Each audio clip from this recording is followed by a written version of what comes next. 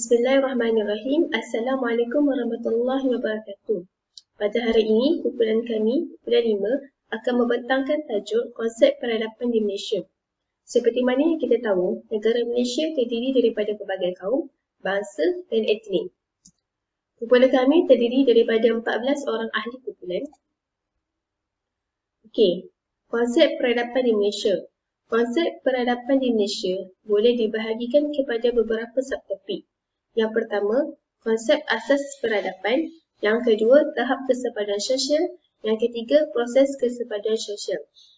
Okey, konsep asas peradaban. Konsep asas peradaban, kami akan membincangkan tajuk berkenaan dengan konsep dan pembentukan negara bangsa. Yang kedua, perbezaan negara dan bangsa. Seterusnya, tahap kesepadan sosial. Tahap kesepadan sosial dibahagikan kepada dua. Yang pertama, negara dan kewarganegaraan. Yang kedua, kepelbagaian idea bangsa idaman. Seterusnya, proses kesepadan sosial. Di dalam subtopik proses kesepadan sosial, kami akan mengutarakan topik yang berkenaan dengan etos bangsa dan etnik simbolik bangsa Malaysia. Seterusnya, pembentangan akan dibentangkan oleh ahli kumpulan saya. Sebelum saya meneruskan pembentangan kami pada hari ini, saya ingin mengupas terlebih dahulu tentang konsep peradaban. Konsep peradaban terbahagi kepada dua sudut. Yang pertama dari sudut bahasa dan juga dari segi pandangan sarjana. Konsep peradaban dari sudut bahasa ada banyak dan berbagai. Oleh itu, kami mengemukakan beberapa di antaranya. Antaranya, bahasa Inggeris, ia disebut sebagai civilization yang membawa maksud peradaban dan tamadun. Dari segi bahasa Latin pula, ia disebut sebagai civitas yang membawa maksud bandar. Dalam bahasa Greek pula, ia datang dengan pelbagai istilah antaranya ki dan juga nomos. Ki membawa maksud kediaman ataupun rumah, manakala nomos membawa maksud malaikat yang membawa undang-undang yang dihamparkan ke hadapan manusia untuk membawa keamanan dan keselamatan kepada manusia. Dalam bahasa Jerman pula, ia disebut sebagai culture yang membawa maksud sumbangan manusia dalam pelbagai bidang seperti penghasilan dalam bidang seni, penghasilan buku dan sebagainya, yang mana ia tidak ada kaitan langsung dengan perkembangan masa. Manakala dalam bahasa Arab pula, ia datang dengan 3 istilah, antaranya madaniyah, hadarah dan tamaddanah. Madaniyah membawa maksud perbuatan memuka bandar ataupun kota dan perbuatan dalam memperhaluskan budi pekerti. Manakala hadarah pula membawa maksud kehidupan yang berada pada tahap yang maju. Dan akhir sekali, tamaddanah membawa maksud pemilihan sesuatu lokasi seperti tempat tinggal. Konsep peradaban dengan lebih mendalam, kami juga mengemukakan beberapa pandangan sarjana berkaitan dengan konsep peradaban. Menurut Golden, beliau mengatakan peradaban akan berlaku apabila manusia menetap dalam kumpulan-kumpulan yang besar di bandar dan mengamalkan penghususan dalam bidang pekerjaan yang tertentu, mencipta barangan baru yang berkualiti yang mana akhirnya ia mampu membawa kemajuan dalam bidang-bidang yang lain seperti intelektual dan kesenian. Manakala menurut Abu Nasir Al-Farabi pula menganggap peradaban sebagai pencapaian umat Islam di kota yang berasaskan kepada wahyu, iaitu akidah, syarak dan juga akhlak. Akhir sekali, menurut Jurji Zagan, beliau mendefinisikan peradaban sebagai pencapaian umat Islam yang berpusat di kota dalam bidang kerohanian dan kebudayaan yang berasaskan kepada agama. Oleh itu, jika kita simpulkan konsep peradaban yang dikemukakan oleh para sarjana ini, secara ringkasnya kita dapat fahami bahawa peradaban membawa maksud satu keadaan atau pencapaian tinggi manusia yang dilakukan secara bermasyarakat di dalam semua bidang kehidupan, merangkumi aspek kerohanian dan kebendaan yang luhur yang mana ianya berlaku di kota. Bismillahirrahmanirrahim. Baik, sekarang saya akan teruskan dengan konsep dan pembentukan negara bangsa. Konsep negara. Apa itu negara? Negara adalah satu kawasan yang mempunyai penduduk tetap dan berdaulat sempadan yang diiktiraf dan diperintah oleh sesebuah kerajaan. Negara secara mudahnya boleh dirujuk kepada wilayah kewujudan kelompok manusia. Negara atau state adalah suatu unit politik yang mempunyai kedaulatan, tanggungjawab dan kuasa menjalankan hal ehwal pentadbiran sendiri. Sains politik mendefinisikan perkataan negara sebagai sekumpulan manusia yang menduduki sesebuah wilayah yang tetap berada di bawah penyelenggaraan kerajaan dan tidak tertakluk kepada kuasa luar. K. Ramantan 1992. Negara perlu mempunyai rakyat dan kerajaan bagi menepati maksudnya.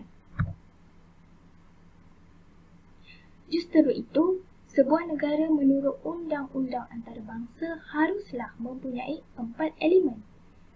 Yang pertama, penduduk, rakyat atau populasi. Malaysia terdiri daripada berbilang kaum, sekumpulan manusia yang mendiami sesebuah wilayah. Ia juga mempunyai persamaan dari segi bahasa, adat resam dan pengalaman sejarah. Yang kedua, wilayah atau sempadan. Wilayah yang mempunyai penduduk sempadan dan pemerintah yang berwibawa. Ia juga merupakan institusi pemerintahan yang tersusun, membuat dan melaksanakan keputusan politik serta menguatkuasakan undang-undang dan peraturan kerajaan. Yang ketiga, kerajaan. Kerajaan merupakan institusi pemerintah yang bertanggungjawab menggubal dan melaksanakan dasar sebuah negara. Ia juga merangkumi semua badan yang membuat, mentafsirkan dan melaksanakan dasar-dasar tersebut. Malaysia terdiri daripada badan pelaksana, badan perundangan dan badan kehakiman. Yang keempat, kedaulatan. Kedaulatan menjadi rujukan dan panduan bagi mentadbir dan memerintah sesebuah negara. Ia juga memberi jaminan perlindungan kepada rakyat negara ini. Sekian, terima kasih. Okey, Assalamualaikum warahmatullahi wabarakatuh. Saya Fikratul Iman binti Muhammad akan menyambungkan tentang konsep bangsa.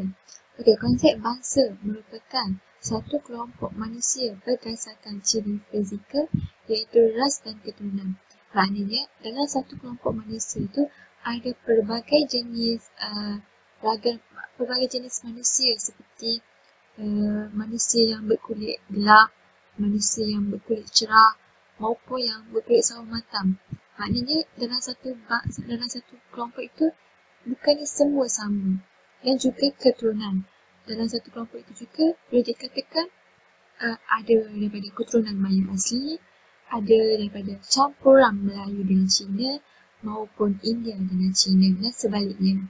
Okey, yang kedua merupakan satu komuniti politik dalam wilayah tertentu.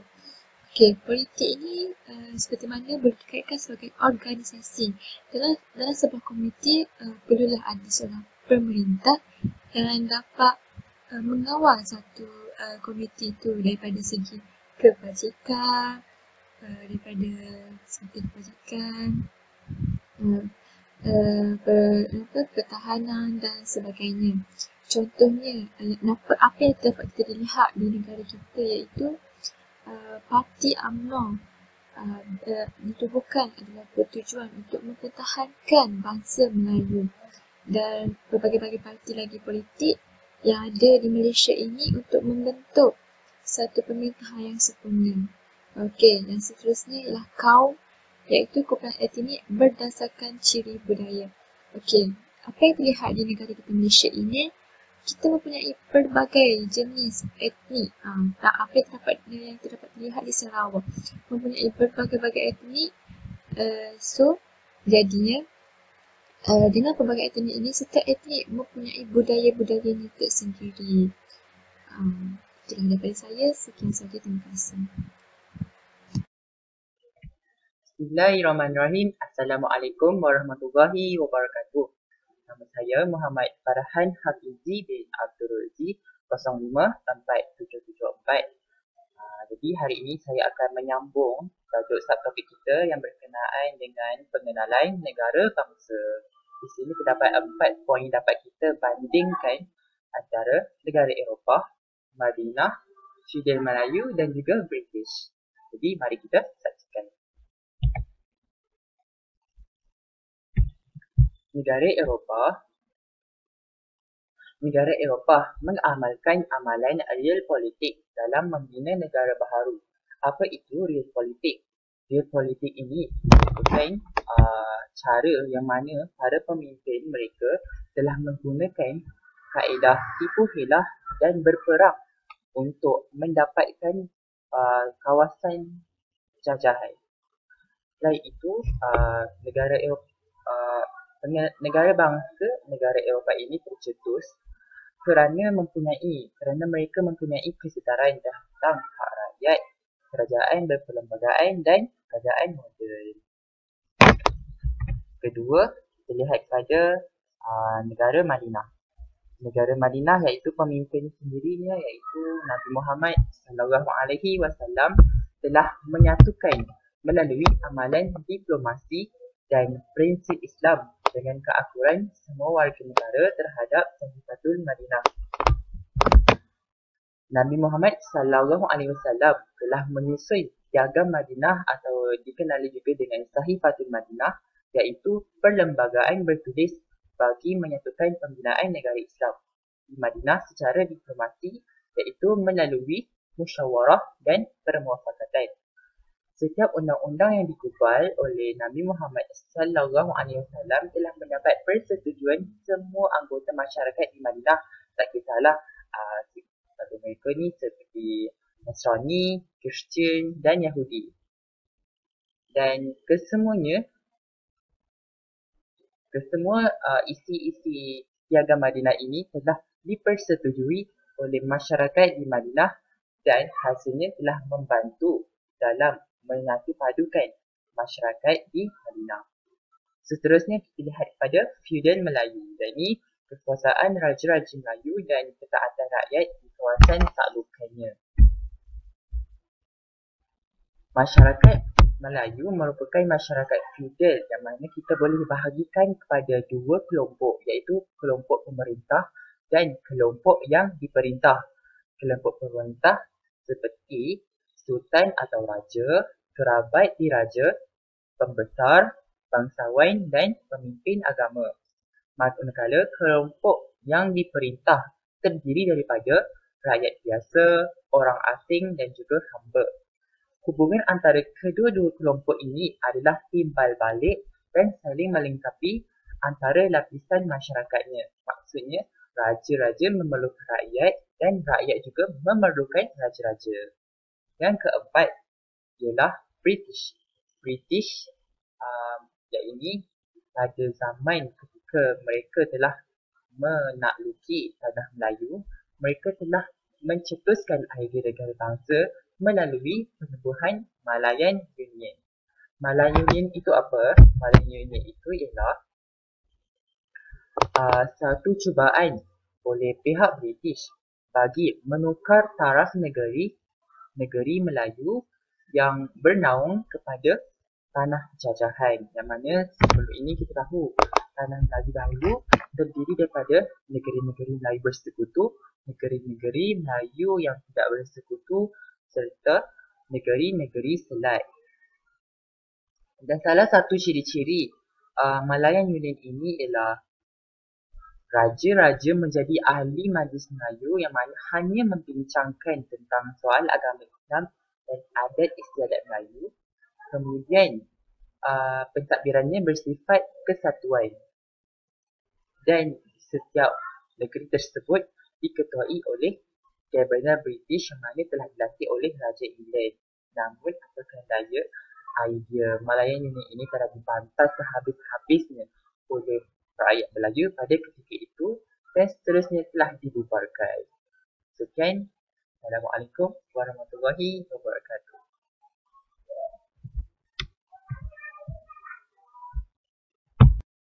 Bismillahirrahmanirrahim. Assalamualaikum warahmatullahi wabarakatuh. InsyaAllah saya akan menyambung pembentangan ini, iaitu konsep negara bangsa. Setiap negara mempunyai konsep negara masing-masing. Jadi di negara Malaysia terdapat beberapa konsep yang akan saya sebutkan, InsyaAllah. Okey, yang pertama, Chamber Encyclopedia. Apa itu Chamber Encyclopedia? Chamber Encyclopedia ini ialah satu medan sumber maklumat yang diasaskan oleh William dan Robert Chamber pada tahun 1859. Dan sumber ilmu ini digunakan pada kurun abad yang ke-19 dan 20. Jadi tapi sekarang ini Chamber Encyclopedia ini tidak lagi digunakan kerana selepas William dan Robert Chamber ini meninggal, tiada yang nak ambil alih untuk mengemasakini maklumat dan tambah maklumat. Okey, jadi kita pergi poin yang pertama, iaitu Chamber Encyclopedia memberi definisi nation building sebagai negara bangsa itu merupakan satu proses yang melahirkan bangsa baru, yakni sebuah negara yang mempunyai kedaulatan di mana semua rakyatnya disatukan oleh ikatan-ikatan seperti bahasa, budaya, nilai-nilai dan lain-lain yang membentuk bangsanya. Tujuan utama pembinaan bangsa itu adalah untuk melahirkan perasaan taat setia dan perpaduan terhadap sesuatu pertubuhan bangsa itu. Okey, itu adalah poin yang pertama. Kita pergi ke poin yang konsep negara bangsa dilihat sebagai bangsa idaman yang diimpikan oleh sesebuah negara melalui konsep satu bangsa, satu identiti. Seterusnya, iaitu yang ketiga, secara ilmiahnya, konsep ini menjurus kepada sebuah negara yang berdaulat dengan rakyatnya hidup bersatu padu tanpa dipisahkan oleh sentimen perkauman, keturunan, agama, bahasa, budaya, wilayah dan sebagainya yang dilihat boleh membawa kepada perpecahan. Jadi secara kesimpulannya, konsep negara bangsa ini adalah satu konsep yang menyatu padukan rakyat tanpa berbilang kaum, tanpa berbilang keturunan, agama, bahasa, budaya, menjadi satu bangsa dan satu identiti. Jadi bila mana konsep ini ataupun sentimen perkauman ini dikacau ataupun diganggu, dimainkan oleh masyarakat, tak mustahil negara Malaysia ini boleh menjadi sebagai negara seperti contoh negara India, di mana umat Islam ditindas. Kerana apa? Kerana sentimen agama telah dimainkan, iaitu mengatakan Islam is teroris dan sebagainya. Seperti di China, seperti di Rohingya.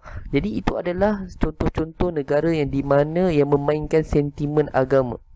Justru itu saya menyeru kepada masyarakat di luar sana agar menyemat di dalam diri bahawa konsep negara bangsa ini adalah konsep yang menyatu padukan rakyat tanpa berbilang agama, bangsa dan negara. Jadi itulah yang perlu kita patuhi dan hormati. Okey, sekian saja. Assalamualaikum warahmatullahi wabarakatuh. Bismillahirrahmanirrahim. Seterusnya saya akan menyambung pembentangan ini dengan 3 syarat utama negara bangsa. Yang pertama ialah masyarakat dalam sesebuah negara hidup dalam keadaan yang bersatu padu tanpa berlaku sebarang diskriminasi dan perpecahan. Contohnya, masyarakat di Malaysia ni hidup harmoni dan saling menolong antara satu sama lain tanpa mengira agama dan bangsa. Masyarakat majoriti juga tidak menindas masyarakat yang minoriti. Oleh itu, negara akan menjadi aman dan damai. Yang kedua, rakyat negara mestilah berkongsi pegangan kepada suatu ideologi yang sama, iaitu masyarakat di Malaysia ni menganut agama rasmi, iaitu agama Islam. Masyarakat juga boleh menganut agama lain, tetapi tidak boleh melebihi batas agama rasmi.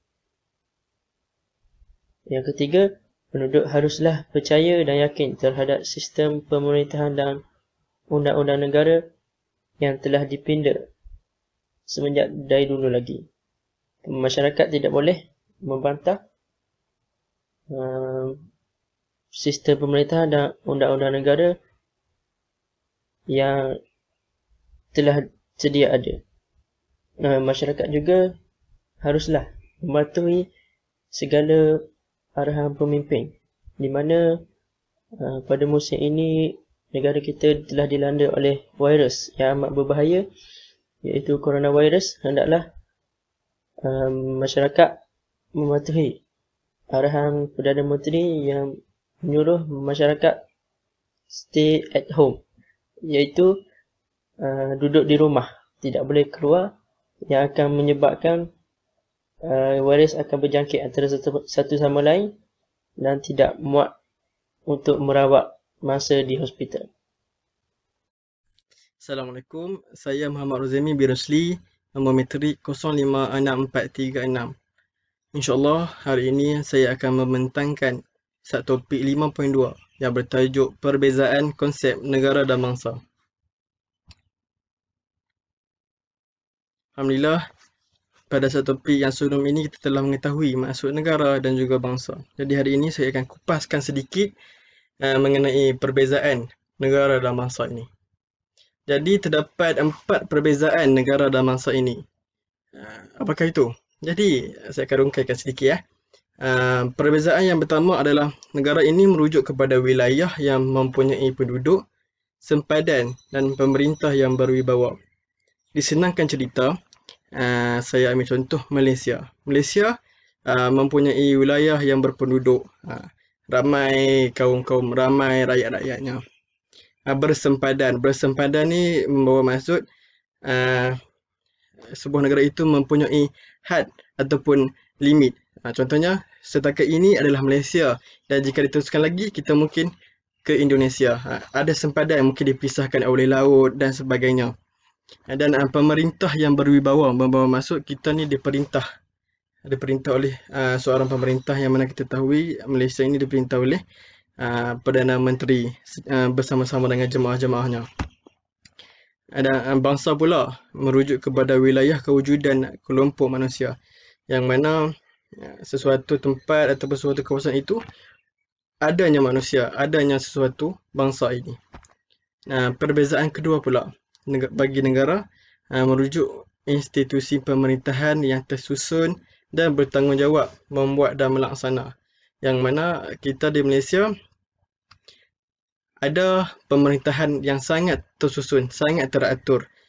Senang cerita, kita bermula dengan YDPA, turun kepada Perdana Menteri, jemaah-jemaah menteri, ahli kabinet, seterusnya kepada kawasan-kawasan daerah.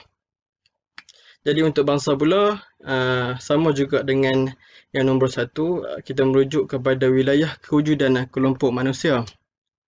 Yang ketiga, negara ini juga ada entiti politik dan juga geopolitik. Politik ini boleh digunakan dalam pelbagai aspek, pelbagai bidang agama, bidang sains politik dan sebagainya. Tetapi kita sering digunakannya dalam kerajaan, yang mana politik ini membawa maksud keputusan ataupun perbincangan mengenai sesuatu di dalam satu kumpulan untuk membawa kebaikan bersama. Jadi ini mestilah harus berada di dalam sebuah negara untuk membuat undang-undang dan sebagainya. Geopolitik pula adalah sejarah ataupun geografi sesebuah negara itu, apa yang membentuk negara itu, kelemahan dan kehebatannya, begitulah geopolitik. Dan untuk bangsa pula,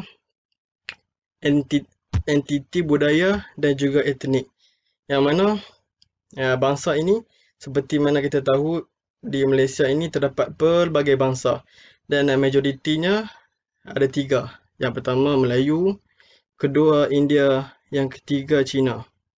Jadi mereka ini berlainan budaya, berlainan etnik. Saya ambil contoh budaya daripada segi pakaian. Orang Melayu berpakaian dengan pakaian Melayunya, bersongkoknya, bersampingnya. Manakala Cina pula berpakaian Cheongsam, dan India pula berpakaian sari. Semua ini melambangkan bahawa kita pelbagai budaya di Malaysia.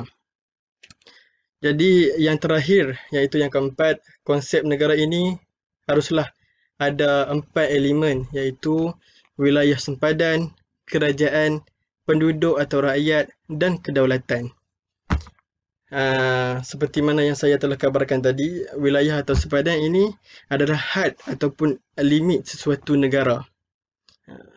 Jadi kerajaan, seperti mana kita tahu, kerajaan adalah sesuatu organisasi yang memerintah sebuah negara untuk kebaikan kita bersama.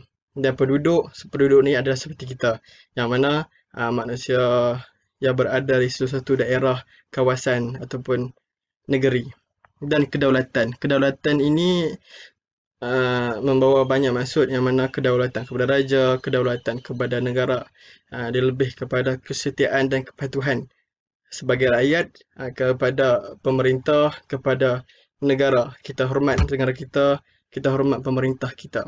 Jadi yang terakhir juga untuk bangsa ialah bangsa ini terdiri daripada semua kaum di Malaysia yang terbentuk dalam sejarah yang mempunyai perasaan sebangsa yang berkongsi wilayah, ekonomi, budaya dan nasib masa depan yang sama.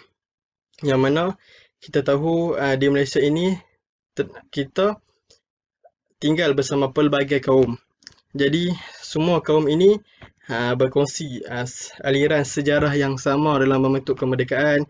Jadi kita berkongsi wilayah di dalam Malaysia ini terdiri pelbagai kaum, dari Perlis hingga ke Sabah hingga ke Sarawak. Di dalam satu negeri itu mestilah mempunyai kepelbagaian kaum, kepelbagaian budaya, kepelbagaian adat resam. Jadi semua ini akan menentukan nasib masa depan kita bersama jika kita memandunya dengan jayanya, insyaAllah. Sekian daripada saya. Assalamualaikum warahmatullahi wabarakatuh.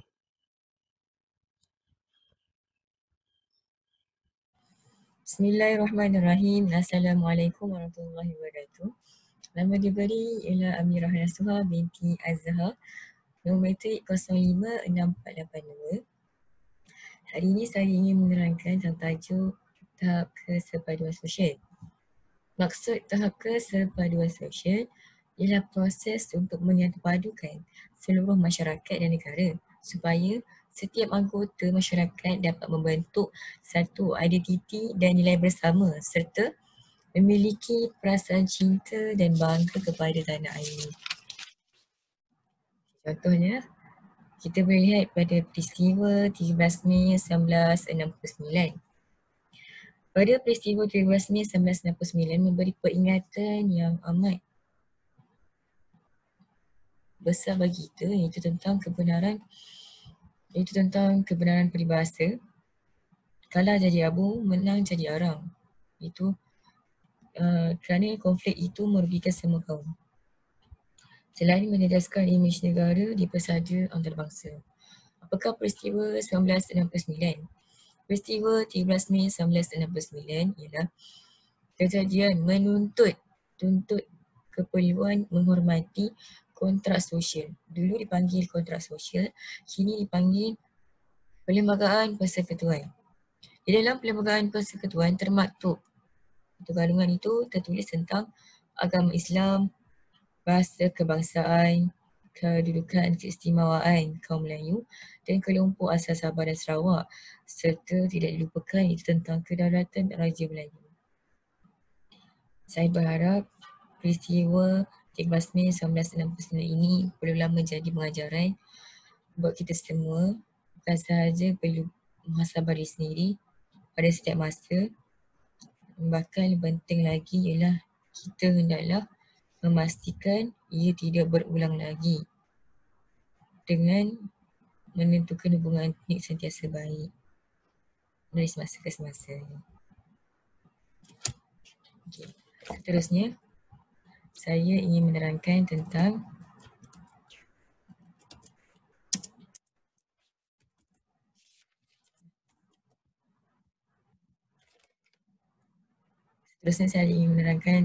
tahap kesepadan sosial. Kesepadan sosial boleh difahami sebagai jalinan hubungan kerjasama antara kaum dan kelompok. Berkongsi aktiviti budaya dan pinjam-meminjam melalui unsur budaya masing-masing. Berkongsi aktiviti budaya dan pinjam-meminjam melalui unsur budaya masing-masing. Contohnya, saya akan bagi beberapa contoh. Antara contohnya ialah berkongsi aktiviti budaya. Budaya bermaksud budaya dan adat budaya bermaksud ialah adat sesuatu masyarakat dan kaum akan mudah ditiru dan diserap oleh sesuatu bangsa. Contoh pertama ialah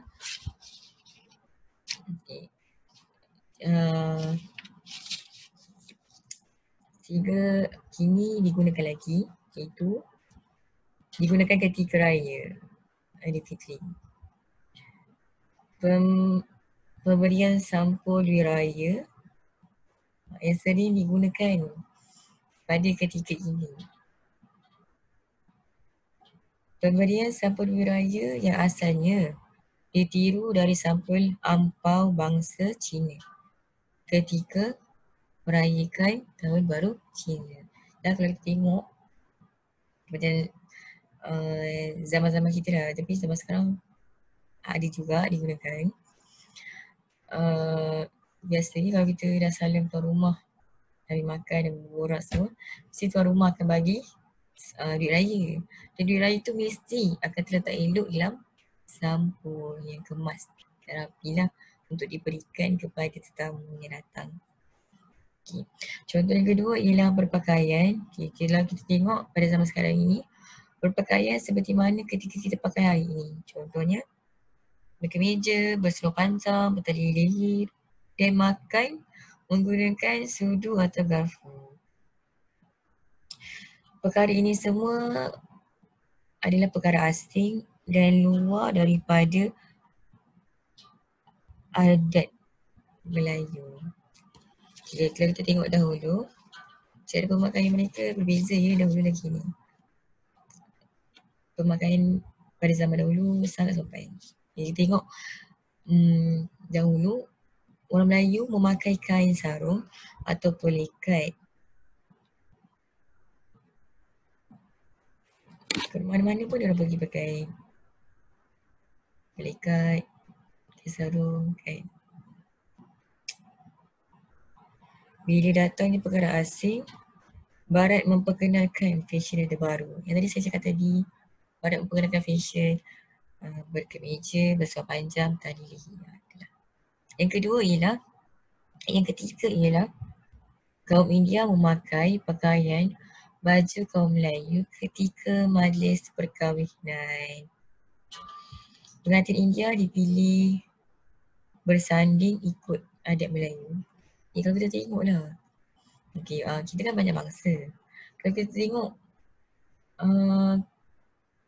pemakaian setiap bangsa tu kan lain kan. Dia punya reka, baju, bentuk semua lain. Kalau kita tengok pemakaian baju kaum Melayu ketika perkahwinan ni sangat sopan lah kita tengok.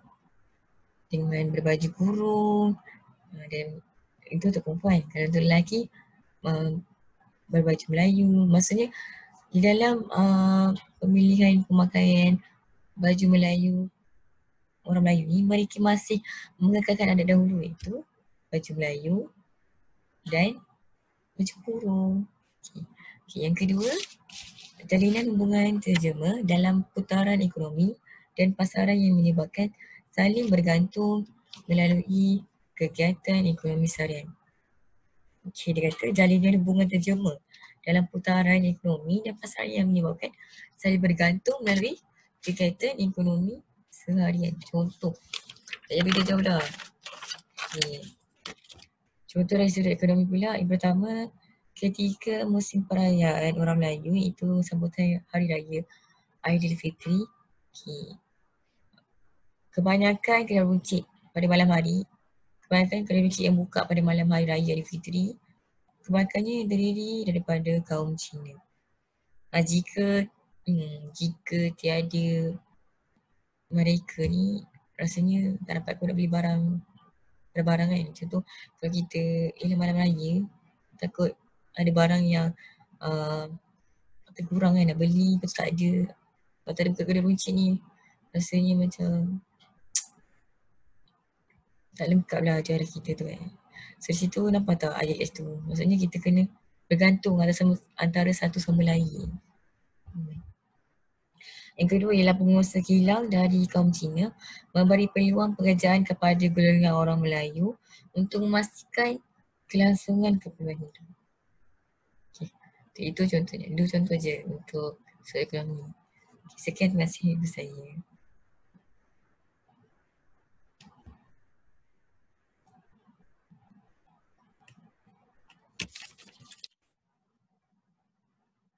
Saya akan membentangkan negara dan kewarganegaraan. Negara dan kewarganegaraan ialah faktor pemakin negara bangsa yang mempunyai 5 elemen utama. Yang pertama, integrasi. Kedua, kewarganegaraan. Ketiga, demokrasi. Keempat, patriotisme. Dan yang kelima, bahasa kebangsaan sebagai bahasa rasmi. Konsep integrasi ialah yang pertama, proses bagi mewujudkan identiti nasional dalam kalangan kumpulan yang terpisah dari segi kebudayaan, sosial dan lokasi dalam sesebuah unit politik.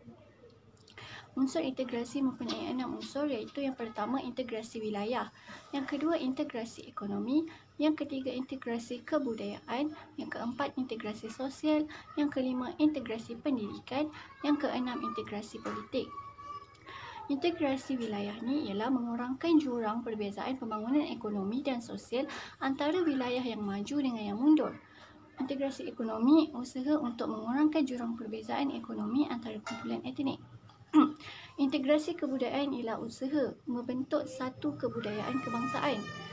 Integrasi sosial pula ialah usaha untuk menyatupadukan rakyat melalui program sosial.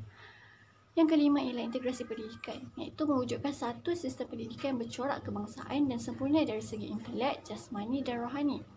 Integrasi politik pula usaha untuk menyatukan rakyat melalui kerjasama dan pembahagian kuasa politik. Teori integrasi. Integrasi ini mempunyai 5 konsep, iaitu yang pertama konsep segregasi, yang kedua konsep akomodasi, yang ketiga konsep akulturasi, keempat konsep asimilasi, yang kelima konsep amalgamasi. Baiklah, untuk kewarganegaraan. Kewarganegaraan merupakan keahlian kepada sebuah komuniti politik, iaitu sebuah bandar pada asalnya tetapi kini lebih biasa merupakan sebuah negara yang membawa kepada hak-hak penyertaan politik. Seseorang individu yang mempunyai keahlian ini dipanggil warga negara. Biasanya kewarganegaraan ini sama dengan kerakyatan. Tapi, kedua-dua istilah ini harus dibezakan. Seseorang warga negara mempunyai hak-hak untuk menyertai bidang politik negerinya, seperti mengundi ataupun menjadi calon pilihan raya. Sedangkan seorang rakyat tidak seharusnya mempunyai hak-hak tersebut, walaupun biasanya mereka mempunyainya. Kewarganegaraan ini berasal daripada hubungan di sisi undang-undang dengan sebuah negara. Sebaliknya, kerakyatan biasanya berasal daripada tempat kelahiran, iaitu jus soli, dan kadang-kadangnya daripada keetnikan, iaitu jus sanguinis. Tambahan pula, kewarganegaraan ini boleh diserahkan melalui penyerahan kewarganegaraan dan diperolehi melalui pewarganegaraan. Saya akan menerangkan pula tentang demokrasi. Demokrasi ialah sebuah bentuk kerajaan dengan kuasa menggubal undang-undang dan struktur kerajaan yang ditentukan oleh rakyat. Dalam sistem demokrasi, undang-undang digubal sama ada oleh rakyat atau wakil yang dipilih oleh rakyat. Sebuah negara atau kerajaan yang mengamalkan sistem demokrasi dipanggil negara atau kerajaan yang demokratik. Demokrasi seterusnya ditarifkan sebagai pemerintahan oleh rakyat, terutamanya peraturan majoriti. Manakala yang kedua, sebuah kerajaan yang kuasa tertinggi ini digunakan oleh orang ramai dan digunakan oleh mereka secara terus atau secara tidak langsung melalui satu sistem perwakilan biasanya, melibatkan secara berkala, mengadakan pilihan raya bebas. Menurut saintis politik dari Amerika, Larry Diamond, demokrasi terdiri daripada 4 elemen utama, iaitu yang pertama, satu sistem politik untuk memilih dan menggantikan kerajaan melalui pilihan raya bebas dan adil. Yang kedua, penyertaan aktif orang ramai sebagai warga negara di politik dan kehidupan sivik. Yang ketiga, perlindungan hak asasi manusia semua rakyat. Dan yang terakhir ialah satu kaedah undang-undang yang mana undang-undang dan prosedur digunakan sama rata terhadap semua rakyat. Demokrasi moden ni mempunyai ciri-ciri, banyak ciri-ciri. Yang pertama, perlembagaan yang menghaitkan kuasa dan perjalanan rasmi kerajaan sama ada secara tulisan, secara norma atau gabungan kedua-duanya. Lazimnya perlembagaan akan memasukkan doktrin pembahagian kuasa untuk memastikan individu itu tidak diberi kuasa yang lebih. Yang kedua, pilihan raya untuk memilih pegawai-pegawai kerajaan yang dikelolakan secara bebas dan adil. Yang ketiga, rakyat diberi hak mengundi. Yang keempat, kebebasan bersuara dalam memberi ucapan, berhimpun dan sebagainya. Yang kelima, kebebasan akhbar dan akses ke media lain. Yang keenam, kebebasan persatuan. Yang ketujuh, semua orang dalam masyarakat menikmati hak yang sama dari segi undang-undang. Salah satu terusnya kebebasan bersuara dan memberi ucapan, berhimpun dan sebagainya. Dan seterusnya kebebasan akhbar dan akses ke media lain. Seterusnya kebebasan persatuan dan semua orang dalam masyarakat menikmati hak yang sama dari segi undang-undang. Salah satu prasyarat demokrasi ialah wujudnya aturan undang-undang. Dan yang terakhir ialah rakyat yang berpendidikan dan berpengetahuan tentang hak asasi manusia dan tanggungjawab sivil. Baiklah, seterusnya patriotisme. Patriotisme didefinisikan sebagai sikap-sikap positif dan menolong terhadap tanah air oleh individu dan kumpulan-kumpulan. Tanah air itu mungkin satu bandar atau rantau, namun patriotisme ini bermaksud bangsa atau negara. Patriotisme meliputi sikap-sikap seperti bangga akan pencapaian dan budaya bangsa, kehendak memelihara ciri-ciri bangsa dan dasar budayanya, dan identifikasi dengan ahli-ahli lain dalam bangsa. Patriotisme dikait rapat dengan nasionalisme dan istilah-istilah ini digunakan seolah-olah bersinonim dengan satu sama lain. Sebenarnya nasionalisme ialah sejenis ideologi, namun nasionalisme selalu memupuk nilai-nilai patriotik sebagai sikap yang sewajarnya. Kedua, gerakan politik nasionalis dan penyataan patriotik mungkin namun tidak semestinya bersikap negatif terhadap tanah air bangsa lain. Patriotisme mengandungi konotasi etika, iaitu adalah dibayangkan bahawa tanah air ini sendirinya adalah satu taraf moral atau nyali moral. Perkataan negaraku benar atau salah mungkin salah tafsir petikan dari pegawai tentera laut Amerika Syarikat Stephen Decatur, tetapi juga dinyatakan oleh Karl Kurz merupakan bentuk yang teramat sangat bagi kepercayaan ini. Patriotisme juga membayangkan bahawa seseorang wajar mengutamakan kepentingan negara berbanding dengan kepentingan diri dan kelompoknya. Ketika peperangan, mungkin nyawa diri perlu dikorbankan. Gugur dalam pertempuran merupakan contoh biasa bagi patriotisme melampau.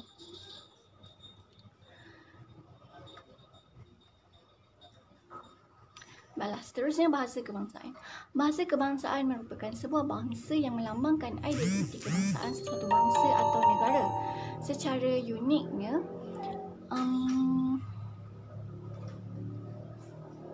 bahasa kebangsaan merupakan sebuah bahasa yang melambangkan identiti kebangsaan sesuatu bangsa atau negara secara unik. Bahasa kebangsaan biasanya digunakan untuk wacana politik dan undang-undang dan ditetapkan sebagai kerajaan negara tersebut. Sesetengah negara mempunyai lebih dari satu bahasa kebangsaan seperti Kanada yang menggunakan bahasa Perancis dan Inggeris. Bahasa kebangsaan boleh jadi sama dengan bahasa rasmi tetapi tidak semestinya. Bahasa kebangsaan juga mungkin berbeza dengan bahasa yang umum digunakan rakyat negara tersebut. Baiklah, manakala bahasa rasmi adalah bahasa yang digunakan dalam situasi rasmi, iaitu dalam urusan pemerintahan dan pentadbiran, sistem pendidikan negara, urusan perdagangan dan perusahaan, upacara rasmi, kehakiman dan sebagainya. Bahasa rasmi tidak perlu merupakan bahasa kebangsaan kerana bahasa rasmi adalah bahasa yang semata-mata dianggap sebagai alat untuk tujuan tertentu yang tidak perlu dikaitkan dengan semangat kebangsaan. Biasanya bahasa rasmi dipilih daripada salah satu bahasa anak negeri dan ada kalanya dipilih bahasa bekas penjajah.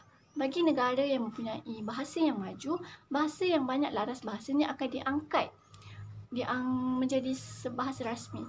Contohnya bahasa Melayu menjadi bahasa rasmi kerana bahasa ini dapat digunakan sebagai bahasa ilmu dan dapat difahami umum. Baiklah, itu sahaja. Bismillahirrahmanirrahim. Assalamualaikum. Nama saya Nurul Jannah binti Zaidi. Saya akan membentangkan tajuk Kepelbagaian Idea Bangsa Idaman.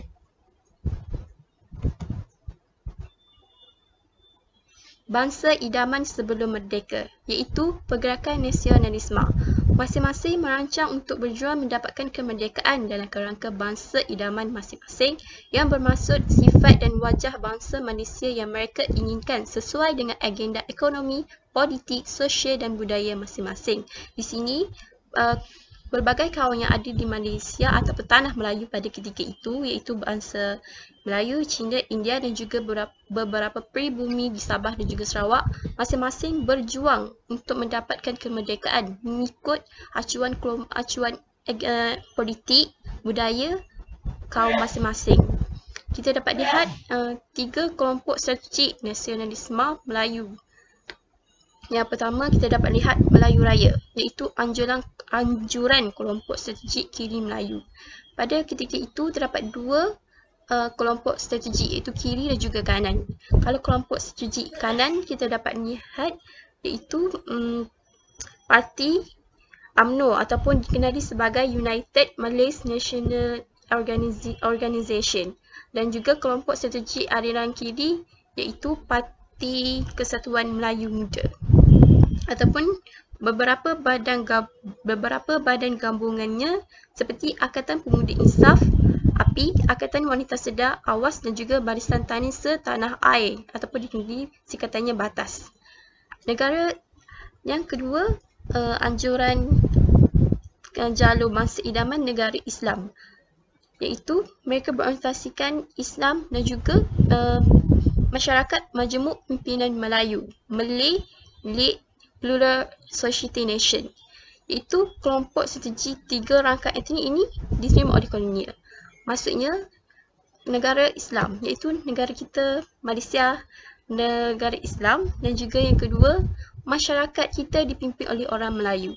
Dan kedua idea bangsa idaman ini diterima oleh penjajah pada ketika itu dan masih digunakan sehingga kini.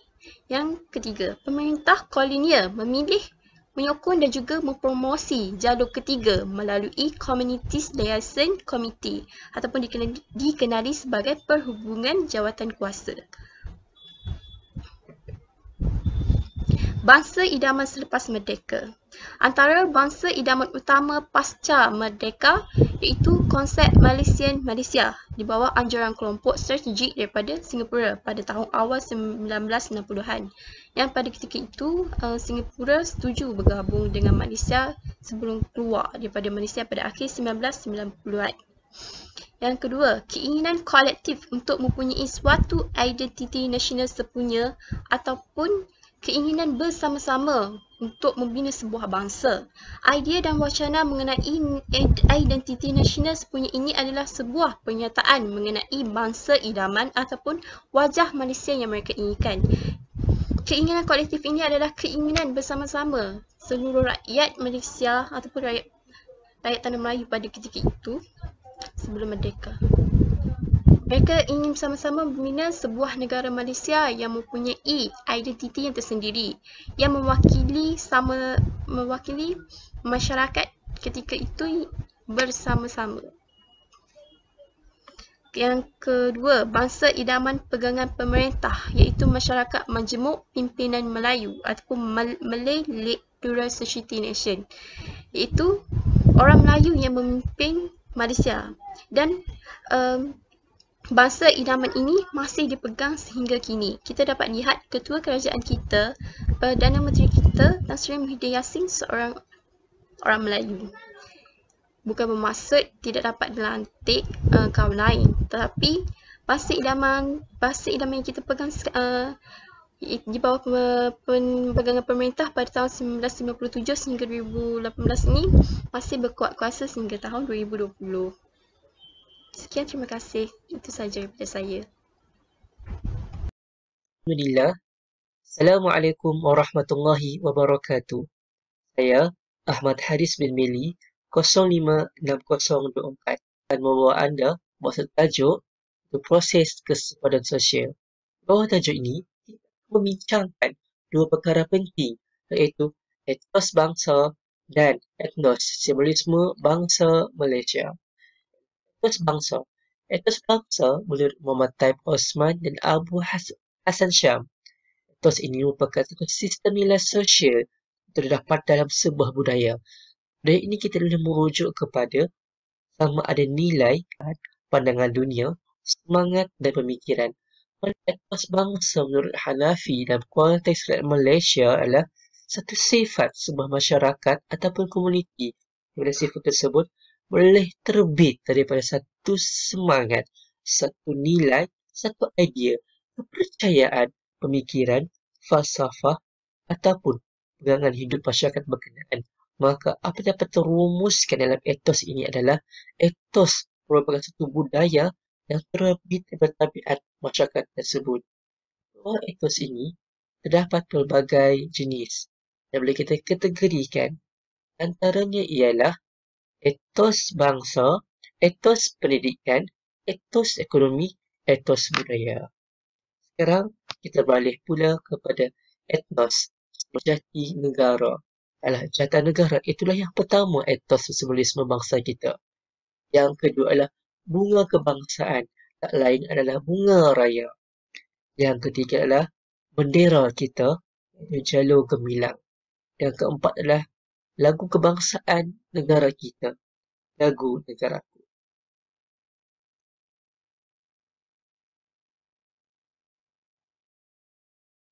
Okey, yang pertama adalah Jata Negara Malaysia. Jata Negara Malaysia merupakan lambang rasmi kerajaan Malaysia yang telah dibenarkan dan diwartakan oleh Raja-Raja Melayu pada tanggal 30 Mei 1952. Yang kedua adalah Bendera Malaysia. Bendera Malaysia diperkenalkan pada bulan Mei 1950 dan dicipta oleh Allahyarham Muhammad bin Hamzah dan namanya bertukar menjadi Jalur Gemilang pada tahun 1997 bersempena dengan Hari Kemerdekaan Negara Malaysia kali ke-40. Assalamualaikum warahmatullahi wabarakatuh.